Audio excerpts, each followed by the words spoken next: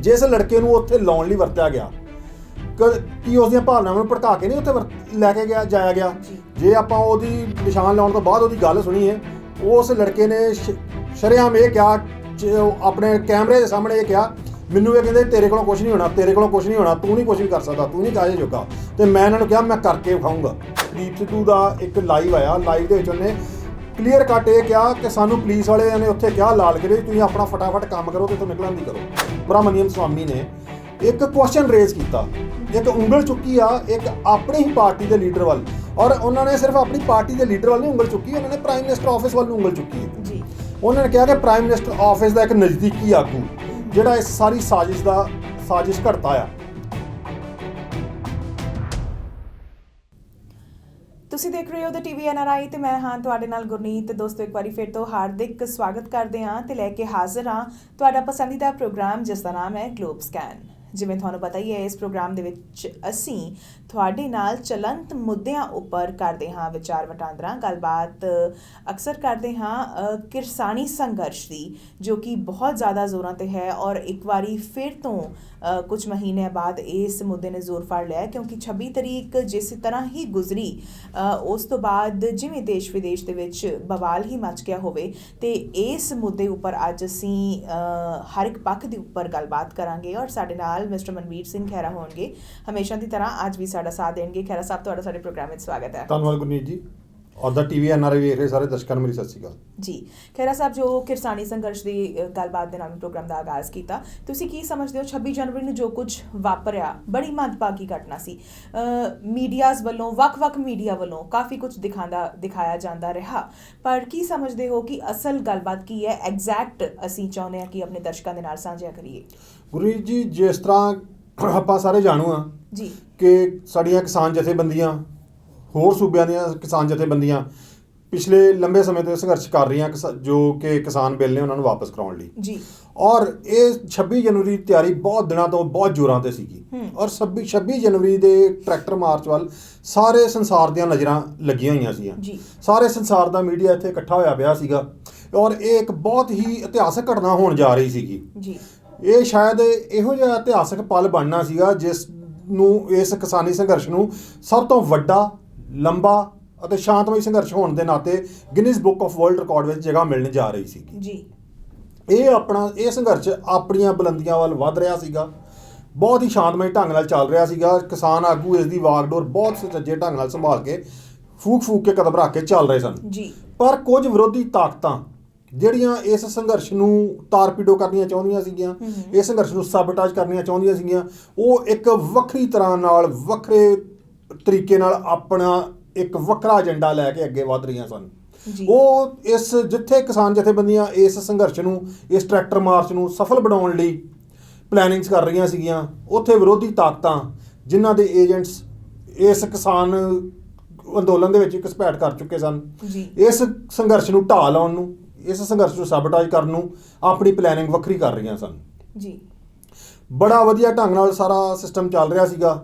ਇੱਕ ਕਾਨੂੰਨ ਦੇ ਜ਼ਾਬਤੇ ਵਿੱਚ, ਕਾਨੂੰਨ ਦਾ ਆਦਰ ਕਰਦੇ ਹੋਏ ਕਿਸਾਨ ਜਥੇਬੰਦੀਆਂ ਨੇ ਲਾਅ ਇਨਫੋਰਸਿੰਗ ਏਜੰਸੀਜ਼ ਨਾਲ ਮੀਟਿੰਗ ਕਰਦੇ ਹੋਏ ਇੱਕ ਰੋਡ ਮੈਪ ਲਿਖਿਆ, ਔਰ ਇਹਦੀ ਸਮੈਲ ਉਦੋਂ ਹੀ ਆਉਣੀ ਸ਼ੁਰੂ ਹੋ ਗਈ ਸੀਗੀ ਜਦੋਂ ਕੁਝ ਇਹੋ ਜਿਹੇ ਲੋਕਾਂ ਨੇ ਜਿਹੜੇ ਇਸ ਸੰਘਰਸ਼ ਨੂੰ ਢਾਹ ਲਾਉਣਾ ਚਾਹੁੰਦੇ ਸੀਗੇ, ਇਸ ਰੂਟ ਦੇ ਉੱਤੇ ਜਿਹੜਾ ਕਿ ਕਿਸਾਨ ਜਥੇਬੰਦੀਆਂ ਨੇ ਲਾਅ ਇਨਫੋਰਸਿੰਗ ਏਜੰਸੀਜ਼ ਨਾਲ ਮਿਲ ਕੇ ਲਿਖਿਆ ਸੀਗਾ, ਉਸ ਦੇ ਉੱਤੇ ਕੁਐਸਚਨ ਮਾਰਕ ਲਾਉਣੇ ਸ਼ੁਰੂ ਕਰ ਦਿੱਤੇ, ਉਸ ਦੇ ਉੱਤੇ ਸਵਾਲ ਚੁੱਕਣੇ ਸ਼ੁਰੂ ਕਰ ਦਿੱਤੇ। ਕੁਝ ਨੇ ਆਪਣੀਆਂ ਫੇਸਬੁੱਕ ਪੇਜਿਸ ਦੇ ਉੱਤੇ ਉਸ ਸੰਘਰਸ਼ ਨੂੰ ਕਾਲੇ ਜਿਹੜਾ ਮਾਰਕਰ ਦੇ ਨਾਲ ਮਾਰਕ ਕਰਕੇ ਲਾਇਆ, ਉਹਦੇ 'ਤੇ ਇਹ ਵੀ ਕੁਐਸਚਨ ਰੇਜ਼ ਕੀਤੇ ਕਿ ਇਹ ਤਾਂ ਦਿੱਲੀ ਤੋਂ ਦੂਰ ਆ, ਇਹ ਰਿੰਗ ਰੋਡ ਤੋਂ ਦੂਰ ਆ, ਅਸੀਂ ਰਿੰਗ ਰੋਡ 'ਤੇ ਜਾਵਾਂਗੇ, ਇਸ ਤਰ੍ਹਾਂ ਦੀਆਂ ਆਵਾਜ਼ਾਂ ਉੱਠਣੀਆਂ ਸ਼ੁਰੂ ਹੋ ਗਈਆਂ। ਹਾਲਾਂਕਿ ਕਿਸਾਨ ਜਥੇਬੰਦੀਆਂ ਦਾ ਕੋਈ ਏਜੰਡਾ ਨਹੀਂ ਸੀਗਾ, ਸਿਰਫ ਇਸ ਸੰਘਰਸ਼ ਦਾ ਜਾਂ ਟਰੈਕਟਰ ਮਾਰਚ ਦਾ ਮੋਟਿਵ ਆਪਣੀ ਏਕਤਾ, ਆਪਣੀ ਇਕਜੁੱਟਤਾ ਅਤੇ ਅਖੰਡਤਾ ਦਾ, ਅਤੇ ਭਾਰਤੀ ਸੰਵਿਧਾਨ ਵਿੱਚ ਆਪਣੀ ਦਾ ਪ੍ਰਗਟਾਵਾ ਕਰਨਾ ਕਿ ਅਸੀਂ ਇਸ ਸੰਵਿਧਾਨ ਨੂੰ ਮੰਨਦੇ ਹਾਂ। ਸਿਰਫ ਇਸ ਮਾਰਚ ਦਾ ਮੋਟਿਵ ਇਹ ਸੀਗਾ। ਇਸ ਕਰਕੇ ਉਸ ਗਣਤੰਤਰ ਦਿਵਸ ਵਾਲੇ ਵੱਡੇ ਦਿਹਾੜੇ ਨੂੰ ਇਸ ਟਰੈਕਟਰ ਮਾਰਚ ਲਈ ਚੁਣਿਆ ਗਿਆ ਜੀ। ਔਰ ਇਹਦੇ 'ਚ ਕੋਈ ਸ਼ੱਕ ਨਹੀਂ ਕਿ ਪੂਰੇ ਜ਼ਾਬਤੇ ਨਾਲ ਇਹ ਤਿਆਰੀ ਕੀਤੀ ਗਈ ਸੀਗੀ ਜੀ। ਹਾਂ ਮੈਂ ਸਮਝਦਾ ਕੁਝ ਨਾ ਕੁਝ ਆਰਗੇਨਾਈਜੇਸ਼ਨ ਸਕਿੱਲ ਦੀ ਕਮੀ ਰਹਿ ਗਈ ਜੀ। ਜਦੋਂ ਇਸ ਸੰਘਰਸ਼ ਦੇ ਵਿੱਚ 2-2.5 ਲੱਖ ਟਰੈਕਟਰ ਇਕੱਠਾ ਹੋਇਆ ਜੀ। ਜੇ ਆਪਾਂ ਇੱਕ ਟਰੈਕਟਰ ਦੇ ਉੱਤੇ 4-4 ਵਿਅਕਤੀ ਵੀ ਲਾਈਏ ਕਿ 4-4 ਵਿਅਕਤੀ ਸਵਾਰ ਸਨ ਤੇ ਕੋਈ 8-10 ਲੱਖ ਲੋਕਾਂ ਦਾ ਇਕੱਠ ਉੱਥੇ ਹੋਣਾ, ਉਸ ਸਾਰੇ ਇਕੱਠ ਨੂੰ ਜ਼ਾਬਤੇ ਦੇ ਵਿੱਚ ਰੱਖਣਾ, ਇੱਕ ਆਰਗੇਨਾਈਜ਼ਡ ਵੇ ਦੇ ਵਿੱਚ ਮੂਵ ਕਰਨਾ ਇੱਕ ਵੱਡਾ ਚੈਲੰਜ ਸੀਗਾ ਜੀ। ਕਿਸਾਨ ਜਥੇਬੰਦੀਆਂ ਨੇ ਉਹ ਚੈਲੰਜ ਵੀ ਐਕਸੈਪਟ ਕੀਤਾ ਜੀ। ਪਰ ਕੁਝ ਆਪਣੇ ਹੀ ਬੁੱਕਲ ਦੇ ਸੱਪ ਜਿਹੜੇ ਕਿ ਜਿਨ੍ਹਾਂ ਦਾ ਏਜੰਡਾ ਹੀ ਹੋਰ ਸੀਗਾ, ਇਸ ਸੰਘਰਸ਼ ਨੂੰ ਢਾਹ ਲਾਉਣ ਲਈ ਤੁਰੇ ਹੋਏ ਸੀਗੇ, ਉਹ ਉਸ ਪਲੈਨਿੰਗ ਦੇ ਤਹਿਤ ਜਦੋਂ ਕਿ ਮਾਰਚ ਦਾ ਟਾਈਮ 12 ਵਜੇ ਸੀਗਾ ਜੀ, ਉਹਨਾਂ ਨੇ 8 ਵਜੇ ਹੀ ਮੂਵ ਕਰਨਾ ਸ਼ੁਰੂ ਕਰ ਦਿੱਤਾ। ਜਿਹੜੇ ਮੁਖੀ ਆ, ਜਿਹੜਾ ਆਪਾਂ ਮੁਖੀ ਚੁਣਿਆ ਆ, ਉਹਦੀ ਸਲਾਹ ਵੀ ਤੇ ਲੈਣੀ ਚਾਹੀਦੀ ਨਾ ਜੀ, ਉਹਦੇ ਹੁਕਮ 'ਚ ਚੱਲਣਾ ਚਾਹੀਦਾ ਜੀ। ਇਹੀ ਇੱਕ ਜ਼ਾਬਤਾ ਹੁੰਦਾ ਆ, ਇੱਕ ਡਿਸਪਲਿਨਡ ਕਮਿਊਨਿਟੀ ਦੀ ਇਹੀ ਇੱਕ ਪਛਾਣ ਹੁੰਦੀ ਹੈ ਜੀ। ਖਹਿਰਾ ਸਾਹਿਬ, ਕਿਤੇ ਨਾ ਕਿਤੇ ਇਹ ਕਿਹਾ ਜਾ ਰਿਹਾ ਸੋਸ਼ਲ ਮੀਡੀਆ ਉੱਤੇ ਵੀ ਲੋਕਾਂ ਦੇ ਮਨਾਂ ਦੇ ਵਿੱਚ ਬਹੁਤ ਸਮੇਂ ਤੋਂ ਇਹ ਰੋਸ ਸੀ, ਨੌਜਵਾਨ ਵੀ ਅੰਦਰੋਂ ਅੰਦਰ ਇਸ ਰੋਸ ਨੂੰ ਲੈ ਕੇ ਮੂਵ ਕਰ ਰਹੇ ਸੀ ਕਿ ਸਾਡੀ ਸਰਕਾਰ ਜਿਹੜੀ ਹੈ ਉਹ ਸਾਡੀ ਗੱਲ ਨਹੀਂ ਸੁਣ ਰਹੀ ਹੈ। ਗੱਲ ਸੁਣੀ ਨਾ ਜਾਣ ਕਰਕੇ ਲੋਕਾਂ ਦਾ ਜਿਹੜਾ ਇਕੱਠ ਸੀ ਉਹ ਕਿਤੇ ਨਾ ਕਿਤੇ ਉਸ ਵਿੱਚ ਗੁੱਸਾ ਭਰ ਗਿਆ ਔਰ ਨਾਲੋਂ ਨਾਲ ਜਿਹੜੀ ਸ਼ਰਾਰਤੀ ਅਨਸਰਾਂ ਦੀ ਤੁਸੀਂ ਗੱਲਬਾਤ ਕੀਤੀ, ਮੈਨੂੰ ਲੱਗਦਾ ਵੀ ਉਹ ਵੀ ਇੱਕ ਫੈਕਟਰ ਹੋ ਸਕਦਾ। ਤੁਸੀਂ ਨਹੀਂ ਸਮਝਦੇ ਕਿ ਜਦੋਂ ਅਸੀਂ ਇਤਿਹਾਸ ਦੇ ਪੰਨਿਆਂ ਨੂੰ ਫਰੋਲਦੇ ਹਾਂ, ਜਿਸ ਤਰ੍ਹਾਂ ਗਾਂਧੀ ਈਰਾ ਦੀ ਗੱਲ ਕਰੀਏ ਤਾਂ ਜੋ ਚੌਰੀ ਚੌਰਾ ਦੀ ਘਟਨਾ ਹੋਈ ਸੀ ਉਸ ਵੇਲੇ ਵੀ ਮਹਿਜ਼ ਕਿਉਂਕਿ ਕੁਝ ਪੁਲਿਸ ਅਫਸਰ ਜਿਹੜੇ ਸੀ ਉਹ ਭਾਰਤੀਆਂ ਵੱਲੋਂ ਮਾਰ ਦਿੱਤੇ ਗਏ ਸੀ, ਉਹ ਵੀ ਲੋਕਾਂ ਦਾ ਇੱਕ ਰੋਸ ਪ੍ਰਦਰਸ਼ਨ ਸੀ ਤੇ ਉਹ ਪੂਰੀ ਦੀ ਪੂਰੀ ਜਿਹੜੀ ਮੂਵਮੈਂਟ ਸੀ ਉਹ ਖਤਮ ਹੋ ਗਈ ਸੀ। ਗੁਰਨੀਤ ਜੀ, ਜਿਹੜਾ ਰੋਸ ਆ, ਨੋ ਡਾਊਟ ਕਿ ਰੋਸ ਹੁੰਦਾ ਆ, ਪਰ ਰੋਸ ਜ਼ਾਹਰ ਕਰਨ ਦਾ ਵੀ ਇੱਕ ਤਰੀਕਾ ਹੁੰਦਾ ਜੀ। ਇਹ ਜੋ ਟਰੈਕਟਰ ਮਾਰਚ ਹੋ ਰਿਹਾ ਸੀਗਾ, ਇਹ ਕਿਸਾਨ ਜਥੇਬੰਦੀਆਂ ਨੇ ਇੱਕ ਰੋਸ ਜ਼ਾਹਰ ਕਰਨ ਦਾ ਤਰੀਕਾ ਚੁਣਿਆ ਸੀਗਾ ਜੀ। ਆਪਣੀ ਇਕਜੁੱਟਤਾ ਨੂੰ ਸਰਕਾਰ ਦੀਆਂ ਕੰਨ ਖੋਲ੍ਹਣ ਵਾਸਤੇ, ਸਰਕਾਰ ਦੀਆਂ ਅੱਖਾਂ ਖੋਲ੍ਹਣ ਵਾਸਤੇ ਇੰਨੇ ਲੋਕਾਂ ਦਾ ਇਕੱਠ ਕਰਨਾ ਰੋਸ ਦਾ ਹੀ ਤਰੀਕਾ ਸੀਗਾ। ਬਟ ਰੋਸ ਉਸ ਜ਼ਾਬਤੇ 'ਚ ਰਹਿਣਾ ਚਾਹੀਦਾ। ਲਾਲ ਕਿਲ੍ਹੇ ਦੇ ਉੱਤੇ ਜਾਣਾ ਜਾਂ ਪਾਰਲੀਮੈਂਟ ਦੇ ਉੱਤੇ ਬੈਠਣਾ ਇਹ ਤੇ ਆਪਣੇ ਏਜੰਡੇ ਦਾ ਕਿਤੇ ਹਿੱਸਾ ਹੀ ਨਹੀਂ ਸੀਗਾ ਜੀ। ਔਰ ਜੋ ਕਿਸਾਨ ਜਥੇਬੰਦੀਆਂ ਦੇ ਲੀਡਰਸ ਨੇ ਜੋ ਗਾਈਡਲਾਈਨਸ ਇਸ਼ੂ ਕੀਤੀਆਂ ਸੀਗੀਆਂ, ਜੋ ਇੱਕ ਜ਼ਾਬਤਾ ਇਸ਼ੂ ਕੀਤਾ ਸੀ, ਉਹਦੇ ਕਲੀਅਰ ਕੱਟ ਮੈਂਸ਼ਨ ਕੀਤਾ ਗਿਆ ਸੀਗਾ ਕਿ ਜੋ ਵੀ ਹਿਸਟੋਰਿਕ ਮੋਨੂਮੈਂਟਸ ਨੇ, ਲਾਲ ਕਿਲ੍ਹਾ, ਪਾਰਲੀਮੈਂਟ ਆ, ਉਧਰ ਨੂੰ ਮਾਰਚ ਨਹੀਂ ਕੀਤਾ ਜਾਊਗਾ। ਕੋਈ ਵੀ ਸਾਡਾ ਸਮਰਥਕ, ਸਾਡੇ ਸੰਘਰਸ਼ ਦਾ ਹਾਮੀ ਉਹਨਾਂ ਮੋਨੂਮੈਂਟਸ ਵੱਲ ਨੂੰ ਨਹੀਂ ਤੱਕੇਗਾ, ਉਹਨਾਂ ਵੱਲ ਨਹੀਂ ਜਾਵੇਗਾ। ਫਿਰ ਜਦੋਂ ਆਪਾਂ ਉਹ ਜਿਸ ਝੰਡੇ ਥੱਲੇ ਆਪਾਂ ਸੰਘਰਸ਼ ਲੜ ਰਹੇ ਹਾਂ, ਅਸੀਂ ਦਾਅਵਾ ਕਰ ਰਹੇ ਹਾਂ ਕਿ ਅਸੀਂ ਇਸ ਸੰਘਰਸ਼ ਦੇ ਹਾਮੀ ਹਾਂ, ਇਸ ਸੰਘਰਸ਼ ਜਿੱਤਣ ਲਈ ਅਸੀਂ ਕਰ ਰਹੇ ਹਾਂ, ਜਦੋਂ ਅਸੀਂ ਉਸ ਸੰਘਰਸ਼ ਦੇ ਲੀਡਰਾਂ ਦੀ ਗੱਲ ਹੀ ਨਹੀਂ ਮੰਨਦੇ, ਇੱਕ ਜ਼ਾਬਤਾ ਨਹੀਂ ਮੰਨਣ ਤੋਂ ਇਨਕਾਰੀ ਹਾਂ, ਤੇ ਫਿਰ ਕੀ ਅਸੀਂ ਉਸ ਸੰਘਰਸ਼ ਦੇ ਪਾਰਟ ਹਾਂ? ਮੈਂ ਨਹੀਂ ਸਮਝਦਾ ਕਿ ਉਹ ਜੋ ਲੋਕ ਲਾਲ ਕਿਲ੍ਹੇ ਦੇ ਉੱਤੇ ਜਾ ਕੇ ਆਪਣਾ ਨਿਸ਼ਾਨ ਲਾਏ ਉਹ ਇਸ ਸੰਘਰਸ਼ ਦੇ ਸਿਪਾਹੀ ਨੇ ਜੀ। ਲਾਲ ਕਿਲ੍ਹੇ ਉੱਤੇ ਜੋ ਕੇਸਰੀ ਝੰਡਾ ਲਹਿਰਾਇਆ ਗਿਆ ਉਸ ਦੀ ਗੱਲਬਾਤ ਵੀ ਜ਼ਰੂਰ ਕਰਾਂਗੇ, ਦੀਪ ਸਿੱਧੂ ਵਾਲੇ ਪੁਆਇੰਟ ਨੂੰ ਵੀ ਅਸੀਂ ਜ਼ਰੂਰ ਛੂਹਾਂਗੇ। ਪਰ ਖਹਿਰਾ ਸਾਹਿਬ, ਕੀ ਸਮਝਦੇ ਹੋ ਕਿ ਜੋ ਸਾਡਾ ਸੰਵਿਧਾਨ ਹੈ ਉਸ ਦੀ ਗਰਿਮਾ ਨੂੰ ਸਲਾਮਤ ਰੱਖਣਾ ਸਾਡਾ ਪਰਮ ਫਰਜ਼ ਨਹੀਂ ਸੀ? ਗੁਰਨੀਤ ਜੀ, ਜਿਹੜਾ ਵੀ ਅਸੀਂ ਅੱਜ ਇੱਕ ਆਜ਼ਾਦ ਫਿਜ਼ਾ ਦੇ ਵਿੱਚ, ਆਜ਼ਾਦ ਦੇਸ਼ ਦੇ ਵਿੱਚ ਸਾਹ ਲੈ ਰਹੇ ਹਾਂ ਜੀ, ਅਸੀਂ ਇੱਕ ਜ਼ਿੰਮੇਵਾਰ ਨਾਗਰਿਕ ਹੋਣ ਦੇ ਨਾਤੇ ਜੀ ਜੋ ਸੰਵਿਧਾਨ ਆ, ਸੰਵਿਧਾਨ ਦਾ ਸਤਿਕਾਰ ਕਰਨਾ, ਸੰਵਿਧਾਨ ਦੇ ਤਹਿਤ ਚੱਲਣਾ, ਸੰਵਿਧਾਨ ਦੇ ਵਿੱਚ ਦਿੱਤੀਆਂ ਹੋਈਆਂ ਡਿਊਟੀਆਂ ਨੂੰ ਪਾਲਣ ਕਰਨਾ ਸਾਡਾ ਇੱਕ ਮੁੱਢਲਾ ਫਰਜ਼ ਆ। ਜੇ ਅਸੀਂ ਆਪਣੇ ਮੋਰਲ ਰਾਈਟਸ ਦੀ ਮੰਗ ਕਰਦੇ ਹਾਂ ਜੀ ਤੇ ਉੱਥੇ ਜੋ ਸੰਵਿਧਾਨ ਦੇ ਵਿੱਚ ਮੋਰਲ ਡਿਊਟੀ ਸਾਡੀਆਂ ਲਿਖੀਆਂ, ਸਾਡਾ ਉਹਨਾਂ ਦਾ ਪਾਲਣ ਕਰਨਾ ਵੀ ਸਾਡਾ ਮੁੱਢਲਾ ਫਰਜ਼ ਬਣਦਾ। ਬਿਲਕੁਲ, ਕਿਉਂਕਿ ਸਾਡਾ ਇਹ ਮੋਟਿਵ ਨਹੀਂ ਸੀਗਾ ਕਿ ਅਸੀਂ ਲਾਲ ਕਿਲ੍ਹੇ ਦੇ ਉੱਤੇ ਜਾ ਕੇ ਤੇ ਕੋਈ ਝੰਡਾ ਲਾ ਲੈਣਾ, ਨਾ ਹੀ ਇਹ ਜਿਹੜਾ ਮੋਟਿਵ ਕਿਤੇ ਨਾ ਕਿਤੇ ਕਿਸਾਨੀ ਸੰਘਰਸ਼ ਨਾਲ ਜੁੜਿਆ, ਨਾ ਇਹ ਆਪਣਾ ਕਿਸਾਨੀ ਸੰਘਰਸ਼ ਦਾ ਮਸਲਾ ਹੱਲ ਇੱਕ ਨਿਸ਼ਾਨ ਉੱਤੇ ਲਾ ਦੇਣ ਨਾਲ ਹੁੰਦਾ ਜੀ। ਫਿਰ ਜੇ ਉਹ ਨਿਸ਼ਾਨ ਲਾਇਆ ਗਿਆ ਤੇ ਕੀ ਉਸ ਨਿਸ਼ਾਨ ਦੀ ਮਰਿਆਦਾ ਭੰਗ ਨਹੀਂ ਹੋਈ ਜੀ? ਜਦੋਂ ਉਸ ਨਿਸ਼ਾਨ ਨੂੰ ਜਿਹੜਾ ਆ ਪੁਲਿਸ ਨੇ ਉਤਾਰਿਆ, ਕੀ ਉਸ ਨਿਸ਼ਾਨ ਦੀ ਬੇਅਦਬੀ ਨਹੀਂ ਹੋਈ ਜੀ? ਕੀ ਇਹ ਪਹਿਲਾਂ ਸੋਚਿਆ ਗਿਆ ਕਿ ਜੇ ਅਸੀਂ ਉੱਥੇ ਨਿਸ਼ਾਨ ਲਾਉਣ ਜਾ ਰਹੇ ਹਾਂ, ਕੀ ਉਹ ਨਿਸ਼ਾਨ ਸਦੀਵੀ ਲੱਗਾ ਰਹੂਗਾ? ਕੀ ਉਸ ਨਿਸ਼ਾਨ ਦੀ ਜਿਹੜੀ ਰਿਸਪੈਕਟ ਉਹ ਨਿਸ਼ਾਨ ਮੰਗਦਾ ਆ, ਜੋ ਇਸ ਨਿਸ਼ਾਨ ਦੀ ਰਿਸਪੈਕਟ ਹੋਣੀ ਚਾਹੀਦੀ ਆ, ਉਸ ਦੀ ਇਹ ਰਿਸਪੈਕਟ ਹੋਊਗੀ ਜੀ? ਜਿਸ ਲੜਕੇ ਨੂੰ ਉੱਥੇ ਲਾਉਣ ਲਈ ਵਰਤਿਆ ਗਿਆ, ਕੀ ਉਸ ਦੀਆਂ ਭਾਵਨਾਵਾਂ ਨੂੰ ਭੜਕਾ ਕੇ ਨਹੀਂ ਉੱਥੇ ਲੈ ਕੇ ਜਾਇਆ ਗਿਆ? ਜੇ ਆਪਾਂ ਉਹਦੀ ਨਿਸ਼ਾਨ ਲਾਉਣ ਤੋਂ ਬਾਅਦ ਉਹਦੀ ਗੱਲ ਸੁਣੀਏ, ਉਸ ਲੜਕੇ ਨੇ ਸ਼ਰੇਆਮ ਇਹ ਕਿਹਾ, ਆਪਣੇ ਕੈਮਰੇ ਦੇ ਸਾਹਮਣੇ ਇਹ ਕਿਹਾ, ਮੈਨੂੰ ਇਹ ਕਹਿੰਦੇ ਤੇਰੇ ਕੋਲੋਂ ਕੁਛ ਨਹੀਂ ਹੋਣਾ, ਤੇਰੇ ਕੋਲੋਂ ਕੁਛ ਨਹੀਂ ਹੋਣਾ, ਤੂੰ ਨਹੀਂ ਕੁਛ ਵੀ ਕਰ ਸਕਦਾ, ਤੂੰ ਨਹੀਂ ਕਾਹੇ ਜੋਗਾ। ਤੇ ਮੈਂ ਇਹਨਾਂ ਨੂੰ ਕਿਹਾ ਮੈਂ ਕਰਕੇ ਵਿਖਾਊਂਗਾ। ਸਿਰਫ ਇੱਕ 20 ਸਾਲ ਦਾ ਲੜਕਾ ਜਿਹਨੇ ਅਜੇ ਕੁਝ ਵੇਖਿਆ ਵੀ ਨਹੀਂਗਾ, ਜਿਹਨੂੰ ਅਜੇ ਦੁਨੀਆਦਾਰੀ ਦੀ ਵੀ ਸਮਝ ਆਉਣੀ ਸ਼ੁਰੂ ਹੋਈ ਆ, ਜੀ। ਆਪਣੇ ਘਰੋਂ ਇਸ ਸੰਘਰਸ਼ ਦੇ ਵਿੱਚ ਸ਼ਾਮਲ ਹੋਣ ਦੀ ਇਜਾਜ਼ਤ ਲੈ ਕੇ ਆਇਆ ਜੀ, ਉਸ ਨੂੰ ਇੱਕ ਕਿੱਡੇ ਵੱਡੇ ਜੋਖਮ ਦੇ ਵਿੱਚ ਸੁੱਟ ਦਿੱਤਾ ਗਿਆ ਜੀ, ਜਦੋਂ ਗੁਰਨੀਤ ਜੀ ਆਪਾਂ ਜੇ ਇਹਨੂੰ ਡੂੰਘਾਈ ਨਾਲ ਵਾਚੀਏ, ਜੀ, ਲਾਲ ਕਿਲੇ ਦੇ ਉੱਤੇ ਜਾ ਕੇ ਤੇ ਕਾਨੂੰਨ ਦੀ ਉਲੰਘਣਾ ਕਰਕੇ ਉਹ ਨਿਸ਼ਾਨ ਲਾ ਦੇਣਾ, ਉਹ ਇੱਕ ਛੋਟੀ ਘਟਨਾ ਨਹੀਂ ਆ ਜੀ, ਉਹ ਇੱਕ ਜੁਰਮ ਦੇ ਦਾਇਰੇ 'ਚ ਆਉਂਦਾ ਜੀ। ਖੈਰਾ ਸਾਹਿਬ ਬਹੁਤ ਖੂਬਸੂਰਤ ਤੁਸੀਂ ਔਰ ਖੂਬਸੂਰਤ ਤੇ ਸੂਖਮ ਪੱਖ ਨੂੰ ਇੱਥੇ ਛੋਇਆ ਹੈ, ਔਰ ਨਾਲੋਂ ਨਾਲ ਇਹ ਵੀ ਦੱਸੋ ਕਿ ਇਹ ਅਸੀਂ ਕਿਸਾਨਾਂ ਦਾ ਪੱਖ ਦੇਖ ਰਹੇ ਸੀ ਜਾਂ ਹਜੂਮ ਦਾ ਪੱਖ ਦੇਖ ਰਹੇ ਸੀ। ਜੇਕਰ ਅਸੀਂ ਸਰਕਾਰ ਦੇ ਪੱਖ ਤੋਂ ਗੱਲ ਕਰੀਏ ਤਾਂ ਕੀ ਸਮਝਦੇ ਹੋ ਸਰਕਾਰ ਨੇ ਉਸ ਥਾਂ ਕੋਈ ਸਿਕਿਉਰਿਟੀ ਦੇ ਇੰਤਜ਼ਾਮਾਤ ਨਹੀਂ ਸਨ ਕੀਤੇ? ਦੇਖੋ ਗੁਰਨੀਤ ਜੀ, ਆਪਾਂ ਗੱਲ ਨੂੰ ਲਈਏ ਫਿਰ ਆ ਗੱਲ ਉੱਥੇ ਆ ਜਾਂਦੀ ਆ ਕਿ ਜਿਹੜੇ ਬੁੱਕਲ ਦੇ ਸੱਪ, ਜਿਹੜਾ ਮੈਂ ਵਰਡ ਪਹਿਲਾਂ ਯੂਜ਼ ਕਰ ਚੁੱਕਾ ਇਹ ਆਪਾਂ ਆਪਣੀਆਂ ਡਿਸਕਸ਼ਨ ਦੇ ਵਿੱਚ ਇਹ ਪਹਿਲਾਂ ਡਿਸਕਸ ਕਰ ਚੁੱਕੇ ਹਾਂ। ਇਸ ਗੱਲ ਦਾ ਉਸ ਗੱਲ ਦੇ ਨਾਲ ਬਹੁਤ ਡੂੰਘਾ ਸੰਬੰਧ ਹੈ ਜੋ ਆਪਾਂ ਪਹਿਲਾਂ ਕੀਤੀ ਸੀਗੀ। ਉਸ ਦਿਨ ਆਪਾਂ ਡਿਸਕਸ ਕੀਤਾ ਸੀਗਾ ਔਰ ਮੈਂ ਤੁਹਾਨੂੰ ਇਹ ਕਿਆਸ ਰਾਈ ਵੀ ਲਾਈ ਸੀ, ਦੱਸਿਆ ਵੀ ਸੀਗਾ ਕਿ ਜਿਸ ਸੰਘਰਸ਼ ਦਾ ਇੱਕ ਜਰਨੈਲ ਨਾ ਹੋਵੇ, ਜਿਸ ਸੰਘਰਸ਼ ਦੇ 40-42 ਜਰਨੈਲ ਹੋਣ, 40-42 ਜਰਨੈਲਾਂ ਦੀ ਕਮਾਂਡ ਹੋਵੇ, ਉਸ ਸੰਘਰਸ਼ ਨੂੰ ਜਿੱਤਣਾ ਬਹੁਤ ਔਖਾ ਹੁੰਦਾ ਜੀ। ਕਿਉਂਕਿ ਜਦੋਂ ਆਪਣਾ ਨਿਸ਼ਾਨਾ ਵੀ ਇੱਕ ਨਾ ਰਵੇ, ਇੱਕ ਟੁਕੜੀ ਕੁਛ ਸੋਚੇ, ਦੂਜੀ ਟੁਕੜੀ ਕੁਛ ਸੋਚੇ, ਉਹਦੇ ਵਿੱਚ ਫਿਰ ਦੁਸ਼ਮਣ ਦਾ ਘੁਸਪੈਠ ਕਰਨਾ ਵੀ ਬੜਾ ਈਜ਼ੀ ਹੋ ਜਾਂਦਾ। ਦੁਸ਼ਮਣ ਦੇ ਇਨਫਾਰਮਰਸ, ਦੁਸ਼ਮਣ ਦੇ ਏਜੰਟਸ, ਜਦੋਂ ਆਪਾਂ ਨੂੰ ਇਹ ਨਹੀਂ ਪਤਾ ਵੀ ਸਾਡਾ ਲੀਡਰ ਕੌਣ ਆ, ਸਾਨੂੰ ਕਮਾਂਡ ਕਿਹਦੀ ਆ, ਸਾਡਾ ਕਮਾਂਡਰ ਕੌਣ ਆ, ਅਸੀਂ ਹੁਕਮ ਕਿਹਦਾ ਮੰਨਣਾ, ਜੀ, ਉੱਥੇ ਸਾਰੇ ਹੀ ਆਪੋ ਆਪਣਾ ਹੁਕਮ ਵਜਾਉਣਾ ਸ਼ੁਰੂ ਕਰ ਦਿੰਦੇ ਆ।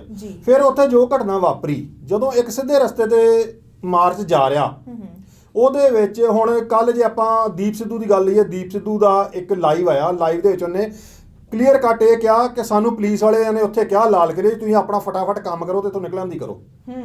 ਦੈਟ ਮੀਨਸ ਕਿ ਉਹਨਾਂ ਨੂੰ ਪੁਲਿਸ ਦੀ ਸਪੋਰਟ ਸੀਗੀ ਉੱਥੇ ਜੀ। ਨਹੀਂ ਤਾਂ ਪੁਲਿਸ ਦਾ ਕੰਮ ਕੀ ਆ, ਪੁਲਿਸ ਦਾ ਕੰਮ ਆ ਲਾਲ ਕਿਲੇ ਦੀ ਸੁਰੱਖਿਆ ਕਰਨੀ ਜੀ। ਇਹੋ ਜਿਹੇ ਜਿਹੜੇ ਅਨਸਰ ਆਏ ਆ ਉਹਨਾਂ ਨੂੰ ਉੱਥੋਂ ਖਦੇੜਨਾ ਜੀ। ਜੇ ਪੁਲਿਸ ਉਹਨਾਂ ਦੀ ਹੈਲਪ ਕਰ ਰਹੀ ਆ ਉਹਦੇ ਵਿੱਚ ਤੇ ਫਿਰ ਇਹ ਕਿਸੇ ਨਾ ਕਿਸੇ ਡੂੰਘੀ ਸਾਜ਼ਿਸ਼ ਵੱਲ ਇਸ਼ਾਰਾ ਕਰਦਾ ਜੀ।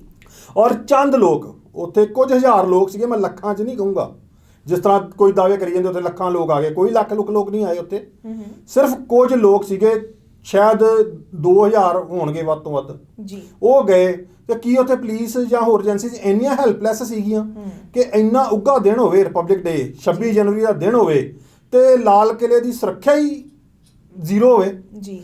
ਕੀ ਇਹ ਕਿਤੇ ਸਾਡਾ ਇੰਟੈਲੀਜੈਂਸ ਫੇਲੀਅਰ ਵੀ ਨਹੀਂਗਾ? ਜਦੋਂ ਉੱਥੇ ਗੱਲਾਂ ਹੋ ਰਹੀਆਂ, ਸਟੇਜਾਂ ਦੇ ਉੱਤੇ ਅਨਾਉਂਸ ਕੀਤਾ ਜਾ ਰਿਹਾ, ਅਸੀਂ ਪਾਰਲੀਮੈਂਟ 'ਚ ਜਾਵਾਂਗੇ, ਅਸੀਂ ਲਾਲ ਕਿਲੇ ਜਾਵਾਂਗੇ, ਤੇ ਇੰਟੈਲੀਜੈਂਸ ਨੈਟਵਰਕ ਉੱਥੇ ਕੀ ਕਰ ਰਿਹਾ ਸੀ ਜੀ? ਇੰਟੈਲੀਜੈਂਸ ਇਨਪੁੱਟ ਨੂੰ ਲੈ ਕੇ ਉਹਦੇ ਸੁਰੱਖਿਆ ਪ੍ਰਬੰਧ ਕਿਉਂ ਨਹੀਂ ਮਜ਼ਬੂਤ ਕੀਤੇ ਗਏ ਜੀ?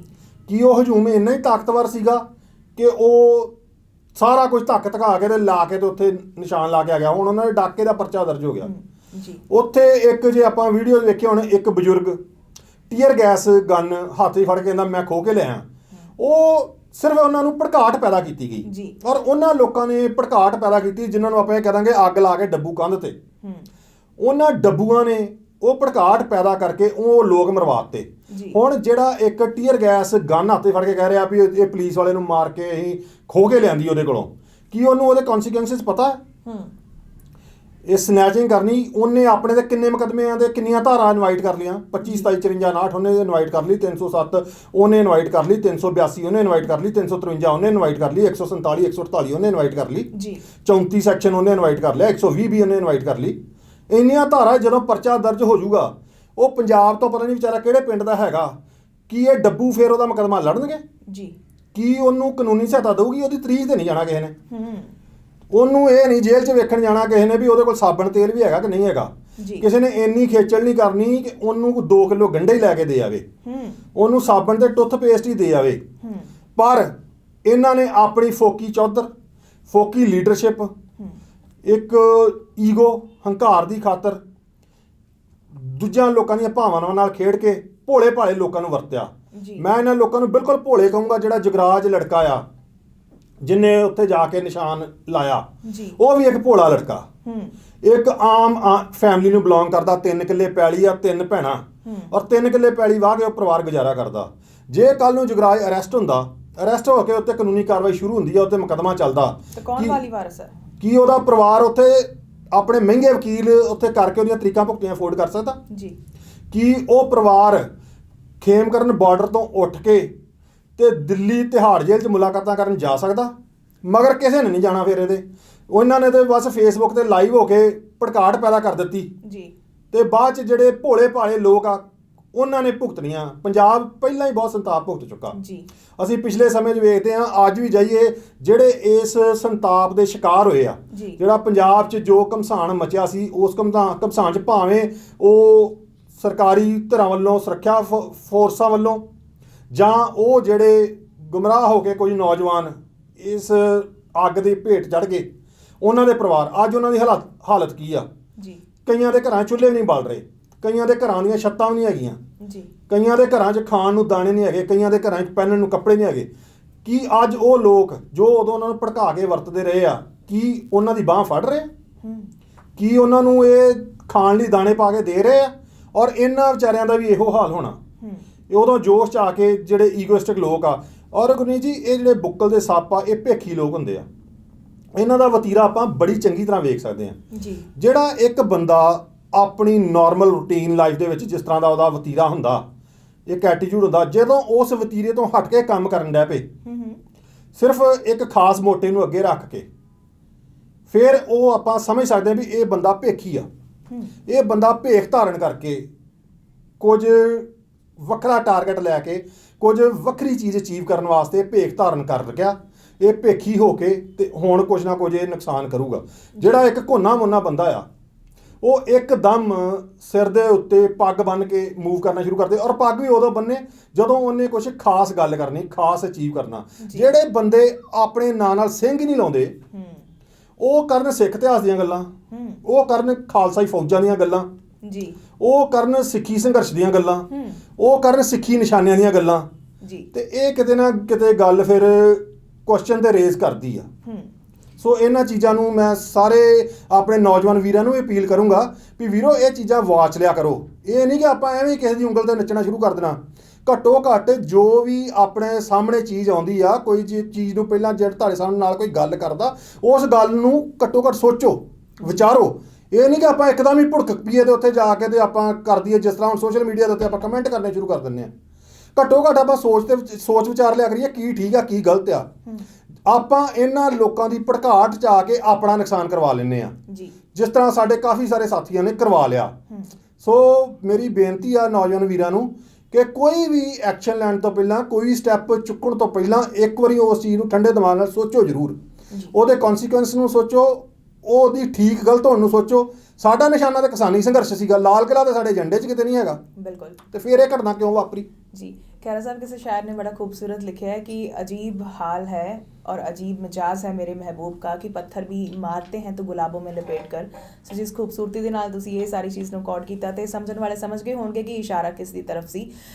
ਇਹ ਤਾਂ ਸੀ ਕਿ ਜੋ ਕੁਝ ਵਾਪਰਿਆ, ਕਿੱਦਾਂ ਵਾਪਰਿਆ, ਕਿਵੇਂ ਵਾਪਰਿਆ, ਬੜੇ ਵਿਸਥਾਰਪੂਰਵਕ ਤੁਸੀਂ ਸਾਨੂੰ ਹਰ ਇੱਕ ਬਾਤ ਤੋਂ ਜਾਣੂ ਕਰਵਾਇਆ। ਕੀ ਸਮਝਦੇ ਹੋ ਕਿਸਾਨੀ ਸੰਘਰਸ਼ ਦੀ ਜਿਹੜੀ ਅਗਰੀ ਰੂਪ ਰੇਖਾ ਹੈ ਜਾਂ ਇਸ ਦਾ ਰੂਪ ਜਿਹੜਾ ਹੈ ਉਹ ਕਿਸ ਤਰ੍ਹਾਂ ਦਾ ਹੋਏਗਾ? ਗੁਰਨੀਤ ਜੀ, ਇੱਕ ਵਾਰ ਕਾਫੀ ਲੱਗਿਆ ਕਿ ਇਸ ਤਰ੍ਹਾਂ ਕਿ ਇਸ ਸੰਘਰਸ਼ ਨੂੰ ਤੇ ਵੱਡੀ ਢਾਹ ਲੱਗ ਗਈ। ਪਤਾ ਨਹੀਂ, ਇੱਕ ਸਾਰਿਆਂ ਦੇ ਦਿਲਾਂ 'ਚ, ਦਿਮਾਗਾਂ ਦੇ ਵਿੱਚ ਇੱਕ ਮਾਯੂਸੀ ਛਾ ਗਈ। ਜਿਹੜੇ ਵੀ ਇਸ ਸੰਘਰਸ਼ ਦੇ ਹਾਮੀ ਸੀਗੇ ਉਹ ਕਿਤੇ ਨਾ ਕਿਤੇ ਢੇਰੀ ਢਾਹ ਕੇ ਬਹਿ ਗਏ। ਸਾਰੇ ਨਿਰਾਸ਼ ਹੋਏ ਨੇ, ਸਾਰਿਆਂ 'ਚ ਨਿਰਾਸ਼ਾ ਫੈਲੀ, ਸਾਰੇ ਮਾਯੂਸ ਹੋਏ, ਚਿਹਰਿਆਂ ਦੇ ਉੱਤੇ ਮਾਯੂਸੀ ਝਲਕਣ ਲੱਗ ਪਈ, ਕਿਸਾਨ ਆਗੂਆਂ ਦੇ ਚਿਹਰਿਆਂ 'ਤੇ ਮਾਯੂਸੀ ਝਲਕਣ ਲੱਗ ਪਈ। ਪਰ ਪਰਮਾਤਮਾ ਦਾ ਸ਼ੁਕਰ ਆ ਕਿ ਉਹ ਸੰਘਰਸ਼ ਉਸੇ ਲੀਹ ਦੇ ਉੱਤੇ ਅਜੇ ਉਸੇ ਤਰ੍ਹਾਂ ਕਾਇਮ ਆ। ਹਾਂ, ਕੁਝ ਲੋਕ ਪਰਤੇ ਉਹ ਨੇ ਜਿਹੜੇ ਸਿਰਫ ਤੇ ਸਿਰਫ ਟਰੈਕਟਰ ਮਾਰਚ ਦੇ ਵਿੱਚ ਸ਼ਾਮਲ ਹੋਣ ਲਈ ਇੱਥੋਂ ਟਰੈਕਟਰ ਲੈ ਕੇ ਗਏ ਸੀ, ਉਹ ਵਾਪਸ ਪਰਤ ਰਹੇ ਨੇ। ਪਰ ਜੋ ਇਸ ਸੰਘਰਸ਼ ਦੇ ਯੋਧੇ ਇਹ ਤਹੀਆ ਕਰਕੇ ਗਏ ਸੀਗੇ ਕਿ ਅਸੀਂ ਜਿੱਤ ਕੇ ਵਾਪਸ ਆਉਣਾ, ਅਸੀਂ ਜਿੱਤ ਪ੍ਰਾਪਤ ਕਰਕੇ ਆਪਣੀਆਂ ਜ਼ਮੀਨਾਂ ਨੂੰ, ਆਪਣੀ ਹੋਂਦ ਨੂੰ ਬਚਾਉਣਾ, ਅਸੀਂ ਆਪਣੀ ਹੋਂਦ ਦੀ ਲੜਾਈ ਲੜ ਰਹੇ ਹਾਂ ਉੱਥੇ ਬੈਠੇ, ਔਰ ਉਹ ਸ਼ਾਂਤਮਈ ਢੰਗ ਨਾਲ ਅਜੇ ਵੀ ਉੱਥੇ ਬੈਠੇ ਆ। ਔਰ ਇਸ ਸੰਘਰਸ਼ ਨੂੰ ਜਿੱਤਣ ਦਾ ਤਰੀਕਾ ਹੀ ਸ਼ਾਂਤਮਈ ਢੰਗ ਨਾਲ ਆ। ਹੁੱਲੜਬਾਜ਼ੀ ਨਾਲ ਕਦੀ ਵੀ ਸੰਘਰਸ਼ ਜਿੱਤੇ ਨਹੀਂ ਜਾਂਦੇ ਤੇ ਨਾ ਹੀ ਹਿੰਸਾ ਕਿਸੇ ਚੀਜ਼ ਦਾ ਹੱਲ ਆ ਜੀ। ਖੈਰਾ ਸਾਹਿਬ, ਕੀ ਸਮਝਦੇ ਹੋ ਕਿ ਹੁਣ ਗਵਰਨਮੈਂਟ ਦਾ ਰੁਖ ਜਿਹੜਾ ਹੈ ਉਹ ਐਜੀਟੇਸ਼ਨ ਵੱਲ ਨੂੰ ਕੀ ਹੋਏਗਾ? ਵੇਖੋ ਜੀ, ਗਵਰਨਮੈਂਟ ਨੇ ਕਿਤੇ ਨਾ ਕਿਤੇ ਆਪਣਾ ਰੁਖ ਸਪਸ਼ਟ ਕੀਤਾ। ਜਿਸ ਤਰ੍ਹਾਂ ਸਾਰੇ ਕਿਸਾਨ ਆਗੂਆਂ ਦੇ ਉੱਤੇ FIR ਲੌਂਚ ਕੀਤੀਆਂ, ਬੜੀਆਂ ਸੰਗੀਨ ਧਾਰਾਵਾਂ ਦੇ ਵਿੱਚ ਕੀਤੀਆਂ। ਅੱਜ ਉਹਨਾਂ ਲਈ LOC ਇਸ਼ੂ ਕਰ ਦਿੱਤੀ ਕਿ ਉਹ ਜੇ ਦੇਸ਼ ਛੱਡਣ ਦੀ ਕੋਸ਼ਿਸ਼ ਵੀ ਕਰਨਗੇ ਜਾਂ ਕਿਤੇ ਬਾਹਰ ਜਾਣਾ ਤੇ ਉਹ ਜਾ ਨਹੀਂ ਸਕੂਗਾ, ਉਹਨੂੰ ਏਅਰਪੋਰਟ ਦੇ ਉੱਤੇ ਅਰੈਸਟ ਕੀਤਾ ਜਾਊਗਾ ਜੀ। ਔਰ ਐਡੀਸ਼ਨਲ ਪੈਰਾਮਿਲਟਰੀ ਫੋਰਸਿਸ ਦੀਆਂ ਕੰਪਨੀਆਂ ਲਾ ਦਿੱਤੀਆਂ ਗਈਆਂ। ਸਰਕਾਰ ਨੇ ਆਪਣਾ ਰੁਖ ਸਪਸ਼ਟ ਕੀਤਾ ਕਿ ਸਾਡਾ ਰੁਖ ਹੁਣ ਸਖਤ ਆ। ਜਿਸ ਤਰ੍ਹਾਂ ਅਸੀਂ ਪਹਿਲਾਂ ਗੱਲਬਾਤ ਕਰ ਰਹੇ ਸੀ, ਸ਼ਾਇਦ ਗੱਲਬਾਤ ਉਸ ਢੰਗ ਨਾਲ ਨਾ ਹੋਵੇ। ਮੈਂ ਉਸੇ ਪੁਆਇੰਟ ਵੱਲ ਨੂੰ ਆਉਣਾ ਸੀ ਕਿ ਜਿਸ ਦਿਨ ਪ੍ਰਦੀਪ ਬੈਂਸ ਹੋਰਾਂ ਦੇ ਨਾਲ ਡਿਸਕਸ਼ਨ ਦੇ ਦੌਰਾਨ ਵੀ ਅਸੀਂ ਗੱਲ ਕੀਤੀ ਸੀ ਕਿ ਗਵਰਨਮੈਂਟ ਦਾ, ਔਰ ਤੁਸੀਂ ਵੀ ਇਹ ਗੱਲ ਕਹੀ ਸੀ, ਗਵਰਨਮੈਂਟ ਦੇ ਏਜੰਡੇ ਦੇ ਵਿੱਚ ਇਹ ਚੀਜ਼ ਕਿਤੇ ਨਾ ਕਿਤੇ ਪਈ ਹੈ ਕਿ ਇਹਨਾਂ ਲੋਕਾਂ ਦੇ ਮੈਂਟੈਲਿਟੀ ਨੂੰ ਉਸ ਤਰ੍ਹਾਂ ਦਾ ਸ਼ੋਅ ਕਰਕੇ ਪੂਰੇ ਵਰਲਡ ਦੇ ਮੀਡੀਆ ਵਿੱਚ ਇਹ ਗੱਲ ਦੱਸੀ ਜਾਵੇ ਕਿ ਇਹ ਲੋਕ ਹੀ ਇੱਦਾਂ ਸੀ ਔਰ ਗਵਰਨਮੈਂਟ ਦੀ ਇਹ ਮਜਬੂਰੀ ਬਣ ਗਈ ਸੀ ਇਸ ਤਰ੍ਹਾਂ ਕਰਨਾ। ਦੇਖੋ, ਕਿਸੇ ਵੀ ਸੰਘਰਸ਼ ਨੂੰ ਕੁਚਲਣ ਦਾ ਇੱਕ ਬੜਾ ਹੀ ਸੌਖਾ ਰਾਹ ਹੁੰਦਾ ਕਿ ਉਸ ਸੰਘਰਸ਼ ਨੂੰ ਹਿੰਸਕ ਰੂਪ ਦੇ ਦਿੱਤਾ ਜਾਵੇ ਜੀ। ਵੇਖੋ, ਹਿੰਸਾ ਕਿਸੇ ਚੀਜ਼ ਦਾ ਹੱਲ ਨਹੀਂ, ਨਾ ਕੋਈ ਵਾਇਲੈਂਸ ਨੂੰ ਪਸੰਦ ਕਰਦਾ, ਵਾਇਲੈਂਸ ਨੁਕਸਾਨ ਹੀ ਦਿੰਦੀ ਆ। ਕੱਲ ਯੂਨਾਈਟਿਡ ਨੇਸ਼ਨ ਆਰਗੇਨਾਈਜੇਸ਼ਨ ਵੱਲੋਂ ਵੀ ਇਹੀ ਸਟੇਟਮੈਂਟ ਆਈ ਜੀ ਕਿ ਜੋ ਹਿੰਸਾ ਆ, ਹਿੰਸਾ ਇੱਕ ਬੁਰੀ ਪ੍ਰਵਿਰਤੀ ਆ, ਹਿੰਸਾ ਨਹੀਂ ਕਰਨੀ ਚਾਹੀਦੀ। ਪਰ ਸਾਡੇ ਜਿਹੜੇ ਕਿਸਾਨ ਆਗੂ, ਮੋਢੀ ਕਿਸਾਨ ਆਗੂ ਨੇ, ਉਹ ਤੇ ਹਿੰਸਾ ਦੇ ਹਾਮੀ ਨਹੀਂ ਆ ਜੀ। ਉਹ ਤੇ ਇੱਕ ਬੜੀ ਸ਼ਾਂਤਮਈ ਢੰਗ ਨਾਲ ਅਜੇ ਵੀ ਉੱਥੇ ਬੈਠੇ ਆ। FIR ਦਰਜ ਹੋ ਜਾਣੀਆਂ ਜਾਂ ਉਹਨਾਂ ਦੇ LOC ਇਸ਼ੂ ਹੋ ਜਾਣੇ, ਉਹ ਕੋਈ ਏਡੀ ਵੱਡੀ ਗੱਲ ਨਹੀਂ ਗੀ। ਉਹ ਸਮੇਂ-ਸਮੇਂ ਤੇ ਹੁੰਦਾ ਇਹ ਤੇ it's a matter of a legal battle ਜੀ। ਇੱਕ ਕਾਨੂੰਨੀ ਲੜਾਈ ਆ, ਕਾਨੂੰਨੀ ਲੜਾਈ ਲੜੀ ਜਾਊਗੀ, ਕਿਉਂਕਿ ਮੇਰਾ ਨਹੀਂ ਖਿਆਲ ਕਿ ਉਹਨਾਂ ਦੇ ਖਿਲਾਫ ਇਹੋ ਜਿਹੇ ਕੋਈ ਐਵੀਡੈਂਸ ਹੈਗੇ ਆ ਕਿ ਉਹ 307 ਧਾਰਾ ਉਹਨਾਂ ਦੇ ਉੱਤੇ ਲੱਗਦੀ ਆ ਜਾਂ 147 ਉਹਨਾਂ ਦੇ ਲੱਗਦੀ ਆ ਜਾਂ ਉਹਨਾਂ ਤੇ ਕੋਈ 2754 2754 59 ਦਾ ਕੋਈ ਪਰਚਾ ਉਹਨਾਂ ਤੇ ਬਣਦਾ। ਮੈਨੂੰ ਨਹੀਂ ਲੱਗਦਾ ਕਿ ਕੋਈ ਵੀ ਕਿਸਾਨ ਆਗੂ, ਜਿਹੜੇ ਸਾਡੇ ਮੋਢੀ ਕਿਸਾਨ ਆਗੂ ਆ, ਭਾਵੇਂ ਉਹਨਾਂ ਦੀਆਂ ਸਟੇਟਮੈਂਟਸ ਨੂੰ ਆਧਾਰ ਬਣਾ ਲਿਆ ਜਾਵੇ, ਭਾਵੇਂ ਉਹਨਾਂ ਦੇ ਐਕਸ਼ਨਸ ਨੂੰ ਆਧਾਰ ਬਣਾ ਲਿਆ ਜਾਵੇ, ਮੇਰਾ ਨਹੀਂ ਖਿਆਲ ਕਿ ਇੱਕ ਵੀ ਜੋ FIR ਦੇ ਵਿੱਚ ਧਾਰਾ ਮੈਂਸ਼ਨ ਕੀਤੀਆਂ ਗਈਆਂ ਆ, ਉਹ ਧਾਰਾ ਦਾ ਸਬੂਤ ਕਿਸੇ ਦਾ ਵੀ ਉਹਨਾਂ ਤੇ ਮਿਲੂਗਾ ਜੀ। ਖਹਿਰਾ ਸਾਹਿਬ, ਅਕਸਰ ਇਹ ਕਿਹਾ ਜਾ ਰਿਹਾ ਹੈ ਕਿ ਇਸ ਦੇ ਪਿੱਛੇ RSS ਦੀ ਸਾਜ਼ਿਸ਼ ਹੋ ਸਕਦੀ ਹੈ, ਇਸ ਦੇ ਪਿੱਛੇ ਗਵਰਨਮੈਂਟ ਦੀ ਸਾਜ਼ਿਸ਼ ਹੋ ਸਕਦੀ ਹੈ, ਜਾਂ ਹੁਣ ਹਾਲ ਹੀ ਬਿਆਨ ਆਇਆ ਹੈ ਸਵਾਮੀ ਸੁਬਰਾਮਨੀਅਮ ਦਾ ਕਿ ਉਸਨੇ ਆਪਣੀ ਹੀ ਪਾਰਟੀ ਦੇ ਬੰਦੇ ਉੱਤੇ ਇਲਜ਼ਾਮਾਤ ਲਗਾਏ ਨੇ ਕਿ ਇਸ ਸਭ ਦੇ ਪਿੱਛੇ ਉਹਨਾਂ ਦਾ ਹੱਥ ਹੈ। ਦੇਖੋ ਗੁਰਨੀਤ ਜੀ, ਜਿਹੜੀਆਂ ਤਾਕਤਾਂ ਇਹ ਚਾਹੁੰਦੀਆਂ ਨੇ ਕਿ ਇਹ ਬਿੱਲ ਇਸੇ ਤਰ੍ਹਾਂ ਇੰਟੈਕਟ ਰਹਿਣ ਜੀ, ਭਾਵੇਂ ਉਹ ਕਾਰਪੋਰੇਟ ਸੈਕਟਰ ਆ, ਭਾਵੇਂ ਉਹ ਸਰਕਾਰੀ ਧਿਰ ਆ, ਭਾਵੇਂ ਕੋਈ ਵੀ ਜਥੇਬੰਦੀ ਆ, ਹੂਸੋਐਵਰ, ਔਰ ਇਹ ਇੱਕ ਗੱਲ ਬੜੀ ਮਹੱਤਤਾ ਰੱਖਦੀ ਆ, ਇਟਸ ਵੈਰੀ ਇੰਪੋਰਟੈਂਟ ਕਿ BJP ਦੇ ਹੀ ਮੈਂਬਰ ਪਾਰਲੀਮੈਂਟ ਸੁਬਰਾਮਨੀਅਮ ਸਵਾਮੀ ਨੇ ਇੱਕ ਕੁਐਸਚਨ ਰੇਜ਼ ਕੀਤਾ, ਇੱਕ ਉਂਗਲ ਚੁੱਕੀ ਆ ਇੱਕ ਆਪਣੀ ਹੀ ਪਾਰਟੀ ਦੇ ਲੀਡਰ ਵੱਲ, ਔਰ ਉਹਨਾਂ ਨੇ ਸਿਰਫ ਆਪਣੀ ਪਾਰਟੀ ਦੇ ਲੀਡਰ ਵੱਲ ਨਹੀਂ ਉਂਗਲ ਚੁੱਕੀ, ਉਹਨਾਂ ਨੇ ਪ੍ਰਾਈਮ ਮਿਨਿਸਟਰ ਆਫਿਸ ਵੱਲ ਨੂੰ ਉਂਗਲ ਚੁੱਕੀ ਹੈ ਜੀ। ਉਹਨਾਂ ਨੇ ਕਿਹਾ ਕਿ ਪ੍ਰਾਈਮ ਮਿਨਿਸਟਰ ਆਫਿਸ ਦਾ ਇੱਕ ਨਜ਼ਦੀਕੀ ਆਗੂ ਜਿਹੜਾ ਇਸ ਸਾਰੀ ਸਾਜ਼ਿਸ਼ ਘੜਤਾ ਆ, ਉਹਨੇ ਸਾਜ਼ਿਸ਼ ਕਰਕੇ ਲਾਲ ਕਿਲੇ ਤੇ ਜਿਹੜੇ ਆ ਉਹ ਹੁੱਲੜਬਾਜ਼ੀ ਕਰਨ ਲਈ ਲੋਕ ਭੇਜੇ, ਉਹ ਹੁੱਲੜਬਾਜ਼ੀ ਕਰਕੇ ਆਏ। ਸੋ ਇਹ ਕਿਤੇ ਨਾ ਕਿਤੇ ਇਹ ਚੀਜ਼ ਜਿਹੜੀ ਕਾਊਂਟ ਕਰਦੀ ਆ, ਇੱਕ ਰੂਲਿੰਗ ਪਾਰਟੀ ਦੇ ਆਪਣੇ ਹੀ ਮੈਂਬਰ ਪਾਰਲੀਮੈਂਟ ਵੱਲੋਂ ਰੂਲਿੰਗ ਪਾਰਟੀ ਦੇ ਉੱਤੇ ਸਵਾਲ ਚੁੱਕ ਦੇਣੇ ਕੋਈ ਛੋਟੀ ਗੱਲ ਨਹੀਂ ਗੀ। ਸੋ ਇਹ ਅਜੇ ਸਮਾਂ ਬਹੁਤ ਕੁਝ ਦੱਸੂਗਾ ਜੀ। UNO ਦੀ ਹੁਣ ਜਿਸ ਤਰ੍ਹਾਂ ਬਿਆਨ ਆਏ ਨੇ ਕਿ ਹਿੰਸਾ ਬੜੀ ਮਾੜੀ ਚੀਜ਼ ਹੈ, ਬੁਰੀ ਪ੍ਰਵਿਰਤੀ ਹੈ, ਤਾਂ ਉਸ ਵੇਲੇ ਕਿਉਂ ਨਹੀਂ ਕੁਝ ਕਿਹਾ ਗਿਆ ਜਦੋਂ ਫਾਰਮਰਸ ਜਿਹੜੇ ਨੇ ਉਹ ਆਰਾਮ ਨਾਲ ਲੰਘੇ ਜਾ ਰਹੇ ਸੀ ਤੇ ਬੈਰੀਕੇਡਸ ਲਗਾ ਕੇ ਉਹਨਾਂ ਨੂੰ ਰੋਕਣ ਦੀ ਕੋਸ਼ਿਸ਼ ਕੀਤੀ ਗਈ ਸੀ ਔਰ ਉਹਨਾਂ ਨਾਲ ਬਹੁਤ ਬੁਰਾ ਵਤੀਰਾ ਕੀਤਾ ਗਿਆ ਸੀ। ਗੁਰਨੀਤ ਜੀ, ਵੇਖੋ, ਇਹ ਜਿਹੜਾ ਸੰਘਰਸ਼ ਜਦੋਂ ਦਾ ਸ਼ੁਰੂ ਹੋਇਆ, ਇਹਨੂੰ ਆਲ ਓਵਰ ਵਰਲਡ ਸਪੋਰਟ ਮਿਲਦੀ ਰਹੀ ਆ ਜੀ। ਜਿਸ ਤਰ੍ਹਾਂ ਮੈਂਬਰ ਪਾਰਲੀਮੈਂਟਸ ਬ੍ਰਿਟਨ ਦੇ ਸੀਗੇ, ਉਹਨਾਂ ਨੇ ਵੀ ਜਾ ਕੇ ਆਪਣੀ ਸਰਕਾਰ ਅੱਗੇ ਕਿਸਾਨਾਂ ਦਾ ਪੱਖ ਰੱਖਿਆ। ਕੈਨੇਡੀਅਨ ਪਾਰਲੀਮੈਂਟ ਦੇ ਵਿੱਚ ਕਿਸਾਨਾਂ ਦੇ ਹੱਕ ਦੀ ਗੱਲ ਹੋਈ। ਜੇ ਆਪਾਂ ਯੂਨਾਈਟਿਡ ਸਟੇਟਸ ਦੇ ਵਿੱਚ ਵੇਖੀ, ਔਰ ਇਹ first time in the history ਹੋਇਆ ਕਿ ਇੱਕ ਦੇਸ਼ ਦਾ ਮੁੱਦਾ ਹੋਵੇ ਤੇ ਸਾਰੇ ਆਲ ਓਵਰ ਵਰਲਡ ਫੈਲ ਜਾਵੇ। ਸਾਰੇ ਆਲ ਓਵਰ ਵਰਲਡ ਜਿਹੜੇ ਆ ਉਹਦੇ ਨਾਗਰਿਕ ਨੇ ਵੱਖਰੇ ਵੱਖਰੇ ਦੇਸ਼ਾਂ ਦੇ, ਉਹ ਇੱਕ ਦੇਸ਼ ਦੇ ਇੱਕ ਵਰਗ ਦੇ ਫਾਰਮਰਸ ਦੇ ਹੱਕ ਵਿੱਚ ਖਲੋ ਜਾਣ, ਉੱਥੇ ਪ੍ਰੋਟੈਸਟ ਮਾਰਚ ਕਰਨ ਲੱਗ ਜਾਣ। ਪਰ ਹਾਂ, ਹਰ ਕੋਈ ਬੰਦਾ ਸ਼ਾਂਤੀ ਦਾ ਹਾਮੀ ਹੈ ਜੀ, ਔਰ ਉਹ ਸ਼ਾਂਤੀ ਦੀ ਲੀਹ ਦੇ ਉੱਤੇ ਚੱਲਦਿਆਂ ਉਹਨੂੰ ਡੀਟਰੈਕ ਕਰਨ ਦੀ ਕੋਸ਼ਿਸ਼ ਕੀਤੀ ਗਈ ਜੀ। ਸਾਜ਼ਿਸ਼ਕਰਤਾਵਾਂ ਨੇ, ਜਿਹੜੇ ਲੋਕਾਂ ਨੇ ਇਸ ਸਾਜ਼ਿਸ਼ ਨੂੰ ਅੰਜਾਮ ਦਿੱਤਾ, ਸਰਅੰਜਾਮ ਦਿੱਤਾ, ਜਿਹੜੇ ਲੋਕਾਂ ਨੇ ਸਾਜ਼ਿਸ਼ ਕੀਤੀ, ਜਿਹੜੇ ਇਹ ਲੋਕਾਂ ਨੇ ਉਸ ਸਾਜ਼ਿਸ਼ ਨੂੰ ਸਰਅੰਜਾਮ ਦੇਣ ਲਈ ਐਕਸ਼ਨ ਕੀਤਾ, ਉਹਨਾਂ ਲੋਕਾਂ ਨਾਲੋਂ ਤੇ ਕਿਸਾਨ ਜਥੇਬੰਦੀਆਂ ਪਹਿਲਾਂ ਹੀ ਪੱਲਾ ਝਾੜ ਚੁੱਕੀਆਂ ਜੀ। ਉਹਨਾਂ ਲੋਕਾਂ ਨੂੰ ਸਟੇਜਾਂ ਦੇ ਉੱਤੇ ਚੜ੍ਹਨ ਨਹੀਂ ਦਿੱਤਾ ਜਾਂਦਾ, ਔਰ ਉਹ ਸਿਰਫ ਇੱਕ ਜਿਹੜੇ ਆ ਸਿਰਫ ਤੇ ਸਿਰਫ ਇੱਕ ਭੇਖੀ ਲੋਕ ਨੇ ਜੀ। ਉਹ ਭੇਖ ਧਾਰਨ ਕਰਕੇ ਲੋਕਾਂ ਨੂੰ ਭੜਕਾਟ 'ਚ ਲਿਆਉਣ ਵਾਸਤੇ ਇੱਕ ਫੇਸ ਦੇ ਉੱਤੇ ਆਪਣੇ ਦੇ ਮਾਸਕ ਪਾ ਕੇ ਤੇ ਲੋਕਾਂ ਦੇ ਅੱਗੇ ਉਹੋ ਜਿਹਾ ਆਪਣਾ ਚਿਹਰਾ ਪੇਸ਼ ਕਰਦੇ ਕਿ ਉਹ ਲੋਕਾਂ ਨੂੰ ਇਹ ਲੱਗਾ ਕਿ ਇਹਦੇ ਨਾਲੋਂ ਵਧੀਆ ਬੰਦਾ ਹੀ ਸ਼ਾਇਦ ਕੋਈ ਨਹੀਂ, ਇਹ ਸੱਚਾ ਹਾਮੀ ਆ, ਜਿੱਥੋਂ ਉੱਥੇ ਧਾਰਮਿਕ ਭਾਵਨਾਵਾਂ ਭੜਕਾਉਣ ਦੀ ਕੋਸ਼ਿਸ਼ ਕੀਤੀ ਗਈ ਜੀ। ਇਹ ਸਭ ਜੋ ਕੁਝ ਵਾਪਰਿਆ ਹੈ ਬਹੁਤ ਬੁਰਾ ਹੋਇਆ ਯਕੀਨਨ। ਤਾਂ ਕਿ ਇਸ ਤੇ ਪ੍ਰਧਾਨ ਮੰਤਰੀ ਦਾ ਕੋਈ ਪ੍ਰਤੀਕਰਮ ਆਇਆ ਹੈ? ਕੋਈ ਪ੍ਰਧਾਨ ਮੰਤਰੀ ਜੀ ਦਾ ਅਜੇ ਤੱਕ ਇਹਦੇ ਬਾਰੇ ਕੋਈ ਪ੍ਰਤੀਕਰਮ ਨਹੀਂ ਆਇਆ ਜੀ। ਸ਼ਾਇਦ ਪ੍ਰਤੀਕਰਮ ਇਹ ਨੀਅਰ ਫਿਊਚਰ ਆਵੇ, ਪਰ ਇਹ ਇੱਕ ਬਹੁਤ ਵੱਡੀ ਘਟਨਾ ਨਹੀਂ, ਮੈਂ ਦੁਰਘਟਨਾ ਕਹੂੰਗਾ ਕਿ ਇੰਡੀਆ ਦੇ ਵਿੱਚ ਇੱਕ ਵੱਡਾ ਦਿਨ ਹੋਵੇ। ਰਿਪਬਲਿਕ ਡੇ ਨਾਲੋਂ ਆਪਾਂ ਪਹਿਲਾਂ ਵੀ ਗੱਲ ਕੀਤੀ ਵੀ ਕੋਈ ਵੱਡਾ ਦਿਨ ਨਹੀਂਗਾ, ਔਰ ਇੰਨੇ ਵੱਡੇ ਦਿਨ ਨੈਸ਼ਨਲ ਕੈਪੀਟਲ ਦੇ ਵਿੱਚ ਇਹੋ ਜਿਹੀ ਘਟਨਾ ਵਾਪਰ ਜਾਣੀ, ਔਰ ਜਿਹੜਾ ਮੋਸਟ ਇੰਪੋਰਟੈਂਟ ਨੈਸ਼ਨਲ ਮੋਨੂਮੈਂਟ ਆ ਉਹਦੇ ਉੱਤੇ ਭੀੜ ਵੱਲੋਂ ਜਾ ਕੇ ਤੇ ਹੁੱਲੜਬਾਜ਼ੀ ਕਰਨੀ, ਇਹ ਇੱਕ ਕਿਤੇ ਨਾ ਕਿਤੇ ਸਾਡੇ ਦੇਸ਼ ਦੀ ਏਕਤਾ, ਅਖੰਡਤਾ ਅਤੇ ਸਿਕਿਉਰਿਟੀ ਫੋਰਸਿਸ ਦੇ ਇੰਟੈਂਸ਼ਨ ਦੇ ਉੱਤੇ ਵੀ ਕੁਐਸਚਨ ਮਾਰਕ ਲਾਉਂਦਾ। ਇਹ ਚੀਜ਼ਾਂ ਡੂੰਘਾਈ 'ਚ ਪੜਤਾਲ ਕਰਨ ਦੀ ਲੋੜ ਆ, ਕਿਸੇ ਇੱਕ ਇੰਡੀਪੈਂਡੈਂਟ ਏਜੰਸੀ ਤੋਂ ਉਹਨਾਂ ਦੀ ਜਾਂਚ ਕਰਾਉਣ ਦੀ ਲੋੜ ਆ। ਇਹ ਜਾਂਚ ਕੀਤੀ ਜਾਣੀ ਚਾਹੀਦੀ ਹੈ ਕਿਹੜੀਆਂ ਫੋਰਸਿਸ ਸੀਗੀਆਂ, ਕਿਹਨਾਂ ਨੇ ਉਹਨਾਂ ਨੂੰ ਅੱਗੇ ਜਾਣਾ ਕੀਤਾ, ਕਿ ਜਿਹੜੇ ਲੋਕਾਂ ਦੀ ਉੱਥੇ ਜ਼ਿੰਮੇਵਾਰੀ ਸੀਗੀ ਸੁਰੱਖਿਆ ਫੋਰਸਾਂ ਦੀ, ਉਸ ਰੈੱਡ ਫੋਰਟ ਦੀ ਸੁਰੱਖਿਆ ਕਰਨ ਦੀ, ਰੈੱਡ ਫੋਰਟ ਦੀ ਸੰਭਾਲ ਕਰਨ ਦੀ, ਉਹਨਾਂ ਨੇ ਆਪਣੀ ਜ਼ਿੰਮੇਵਾਰੀ ਨੂੰ ਨਿਭਾਇਆ। ਜੇ ਨਹੀਂ ਨਿਭਾਇਆ ਤਾਂ ਕੀ ਉਹਨਾਂ ਦੇ ਖਿਲਾਫ ਡਿਸਪਲਿਨਰੀ ਐਕਸ਼ਨ ਨਹੀਂ ਬਣਦਾ? ਫਿਰ ਇਹ ਵੇਖਣ ਵਾਲੀ ਗੱਲ ਹੈ ਕਿ ਉਹਨਾਂ ਦੇ ਖਿਲਾਫ ਡਿਸਪਲਿਨਰੀ ਐਕਸ਼ਨ ਇਨੀਸ਼ੀਏਟ ਕੀਤਾ ਜਾਂਦਾ ਕਿ ਨਹੀਂ ਕੀਤਾ ਜਾਂਦਾ। ਅੱਜ ਤੱਕ ਜਿਹਨੂੰ ਸੂਤਰਧਾਰ ਮੰਨਿਆ ਜਾਂਦਾ ਇਹ ਸਾਜ਼ਿਸ਼ ਦਾ ਸਾਰਾ, ਜਿਸ ਬੰਦੇ ਦੇ ਉੱਤੇ ਇਹ ਐਲੀਗੇਸ਼ਨ ਲਾਏ ਜਾਂਦੇ ਆ ਕਿ ਉਹ ਬੰਦਾ ਹੀ ਭੜਕਾਟ ਪੈਦਾ ਕਰਕੇ ਔਰ ਇਸ ਇੱਕ ਖਾਸ ਏਜੰਡੇ ਦੇ ਤਹਿਤ ਨੌਜਵਾਨਾਂ ਨੂੰ ਗੁੰਮਰਾਹ ਕਰਕੇ ਉੱਥੇ ਲੈ ਕੇ ਗਿਆ ਤੇ ਹੁੱਲੜਬਾਜ਼ੀ ਕੀਤੀ, ਉਹ ਬੰਦਾ ਅੱਜ ਵੀ ਆਜ਼ਾਦ ਫਿਰ ਰਿਹਾ।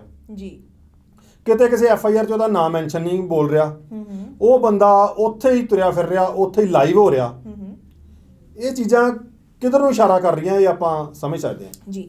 ਖਹਿਰਾ ਸਾਹਿਬ, ਆਖਰੀ ਸਵਾਲ ਇਹ ਹੈ ਕਿ ਇਸ ਸਭ ਵੱਡੇ ਵਰਤਾਰੇ ਦਾ ਜਾਂ ਮੰਦਭਾਗੇ ਵਰਤਾਰੇ ਦਾ ਇੰਟਰਨੈਸ਼ਨਲ ਮੀਡੀਆ ਦੇ ਵਿੱਚ ਕਿਸ ਤਰ੍ਹਾਂ ਦਾ ਮੈਸੇਜ ਆ ਰਿਹਾ ਹੈ?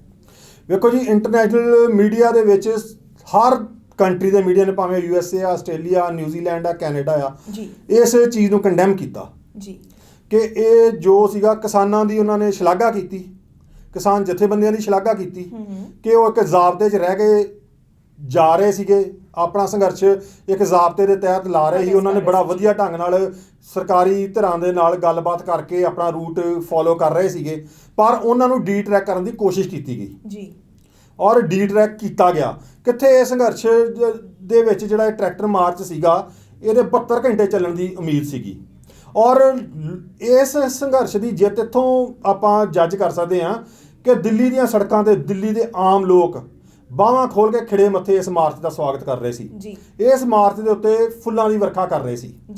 ਇਸ ਮਾਰਚ ਲਈ ਲੰਗਰ ਅਰੇਂਜ ਕੀਤੇ ਜਾ ਰਹੇ ਸੀਗੇ। ਇਸ ਮਾਰਚ ਦੀ ਹਮਾਇਤ ਕੀਤੀ ਜਾ ਰਹੀ ਸੀ ਸੜਕਾਂ ਦੇ ਉੱਤੇ ਖਲੋ ਕੇ, ਔਰ ਇਹ ਸਿਰਫ ਕਿਸਾਨ ਸੰਘਰਸ਼ ਨਹੀਂ, ਇਹ ਲੋਕ ਸੰਘਰਸ਼ ਆ।